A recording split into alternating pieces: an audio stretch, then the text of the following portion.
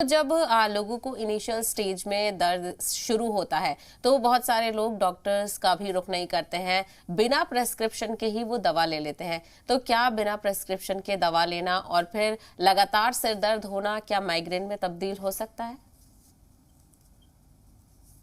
जी बिल्कुल हो सकता है। और सेल्फ मेडिकेशन और एक दवा को मुकर्रर कर लेना कि चलो मुझे ये दवा खाने के बाद मुझे सर दर्द कम हो जाएगा जी। और उसी पे डटे रहना, ये भी हम्म। एडवाइजेबल नहीं है। तो बिल्कुल किसी किस्म का एडवाइजेबल नहीं है। पेन किलर सिर्फ दर्द कम होगा थोड़ी देर के लिए, हम्म। लेकिन उस दर्द के सबब का इजाला नहीं हो सकता।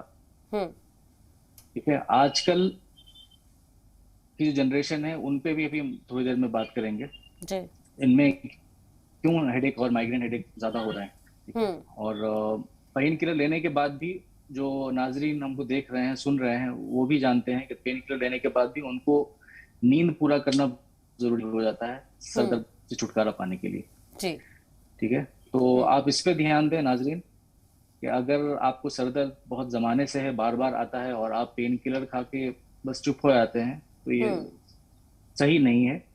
अब इसके सबब का इजाला करवाएं इंशाल्लाह किसी हकीम से, या हमारी वेबसाइट www.हमदर्द.in पे जाके आप बहुत सारे हकीम हैं अल्हम्दुलिल्लाह, जी। और किसी से भी रब्ता कर सकते हैं आप इंशाल्लाह। ऑनलाइन कंसल्टेशन फैसिलिटी है।